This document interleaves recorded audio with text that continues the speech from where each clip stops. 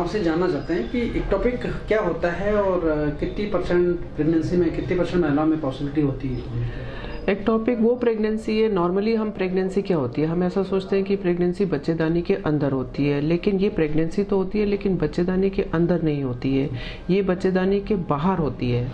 अब ये ectopic pregnancy कहाँ कहाँ हो सकती है? बहुत सारी जगह हो सकती है। सबसे कॉमनेस्ट चांस तो एक्टोपिक प्रेगनेंसी होने का जो ट्यूब होती है, जैसे कि हम फेलोपियन ट्यूब या आमतौर की जनता हम नल कहते हैं, उसके अंदर हो सकती है। सबसे कॉमनेस्ट चांस वहाँ होता है। तो दूसरा ये ओवरी के अंदर हो सकती है। तीसरा ये ट्यूब के और जहाँ यूट्रस और ट्यूब मिलते हैं इंटरस्टिशियल पार्ट, वहाँ हो सकती है। अगर हम थोड़ा यूट्रस के नीचे आए तो ये सर्वाइकल एक्टोपिक भी हो सकती है। उसके अलावा ये एक्टोपिक कभी कभी बच्चेदानी के अंदर से अगर पहले कोई ऑपरेशन हो रखा होता है, जो स्कार होता है उधर भी लग जाती है। कभी कभी ऑपरेशन के स्कार से ये अंदर बाहर निकल के और ये पेट में भी आ जाती है, तो इसको हम एब्डोमिनल एक्टोपिक प्रेगनेंसी कहते हैं। तो इतने प्रकार की एक्टोपिक प्रेगनेंसी हो सकती है यूट्रस के बाहर। टोटल इसकी परसेंटेज होती है, हम ये मान के चले 0.02% ऑफ ऑल प्रेगनेंसीज एक्टोपिक होती है। मैडम से क्या कारण होते हैं? मतलब एक्टोपिक प्रेगनेंसी होने की बहुत सारी वजह हो सकती है। सबसे पहले तो हम ये माने कि अगर हमारी ट्यूब के अंदर कोई सर्जरी हो रखी हो, या हमें कोई बचपन में या हम जब बड़े होते हैं एडोलेसेंट एज तक हमें कोई इन्फेक्शन हो जाए, कोई भी किस प्रकार का, जैसे टीबी हो जाए या कोई और पेल्विक इन्फ्लेमेटरी डिजीज़ हो जाए, सूजन हो जाए। जब शादीशुदा औरतों में तो सूजन की वजह से होती है, या फिर हम ये मान के चले STD, हस्बैंड वाइफ के संबंध बनाने से सेक्सुअली ट्रांसमिटेड डिजीज़ अगर हो जाए तो वो हमारे ट्यूब्स को अफेक्ट कर जाए, उसकी वजह से हो सकती है। फिर एंडोमेट्रियोसिस तरह की एक बीमारी है, उसकी वजह से हो सकती है। स्ट्रेस, स्मोकिंग, आप लोगों को लगेगा स्मोकिंग स्ट्रेस से भी कैसे हो सकती है? हो सकती है।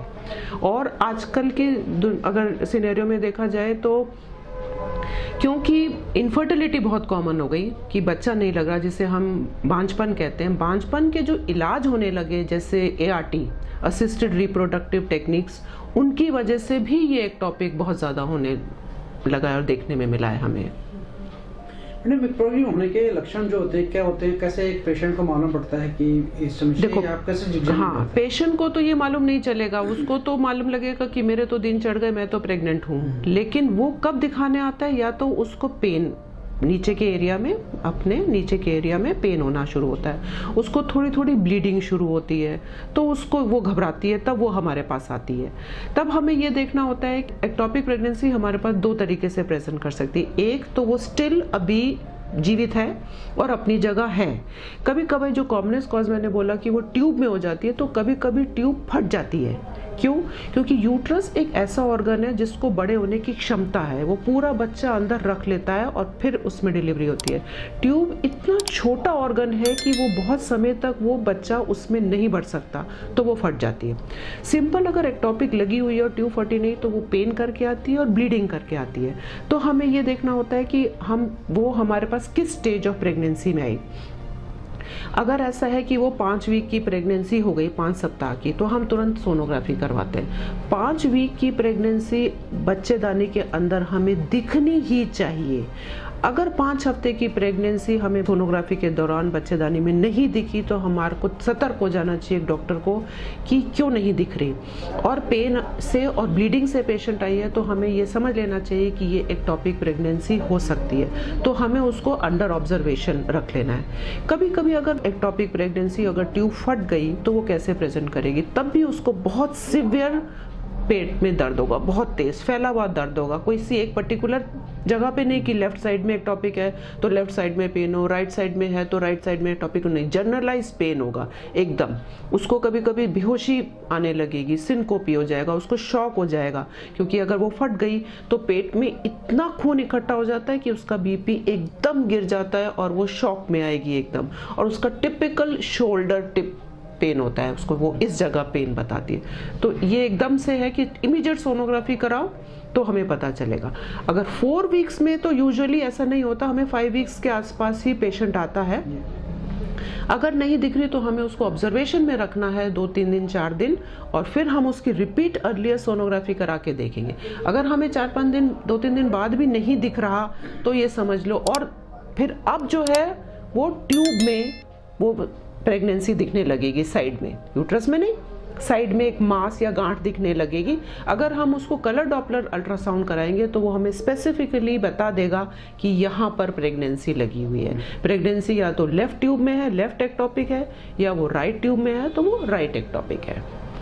मैडम क्या मेल स्पर्म भी एक्टोपिक होने के कारण बन सकता है? हाँ, ये आपने बहुत अच्छा सवाल पूछा। मेल स्पर्म भी एक्टोपिक की वजह है, बिल्कुल। मेल स्पर्म के अंदर कभी पैटर्नल जीन डिफेक्टिव बनता है तो उसकी वजह से वो स्पर्म और जब औरत का अंडा मिलते हैं तो वो एक डिफेक्टिव बच्चा बनता है। इस डिफेक्टिव बच्चे से जो हमारी जो ट्यूब की जो जेनाइटल जो एपिथेलियम है वो उसको मतलब इनअप्रोप्रिएटली एक्ट करेगा और फिर वो मूव नहीं करेगा आगे, वो एम्ब्रियो वो वहीं ट्यूब के अंदर अटक जाएगा। So we will say yes, male sperms can be a contributory factor to ectopic. Ectopic के रिपीट होने के कितने चांस होते हैं? We can say 10% of all pregnancies again will be repeat, or there are 10% chances of repeat ectopic pregnancy in next pregnancy.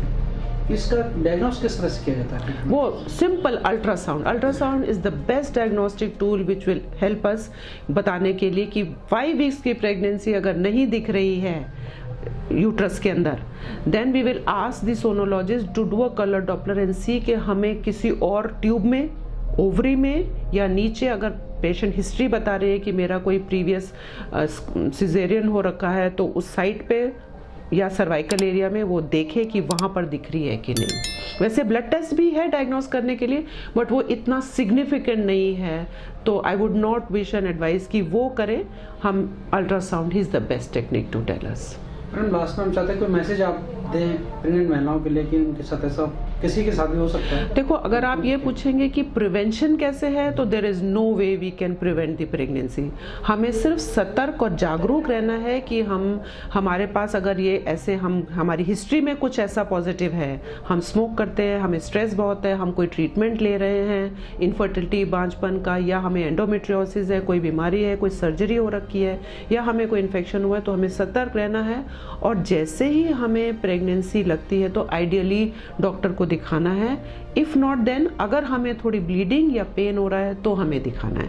फिर एक सवाल और मैं आपको बता देती हूँ। अब एक प्रेग्नेंट पेशेंट जिसको एक्टोपिक हो चुका है सर्जरी, वो अब ये जानना चाहेगी कि मैं कितने दिन बाद वापस रिपीट एक प्रेगनेंसी का चांस ले सकती हूँ।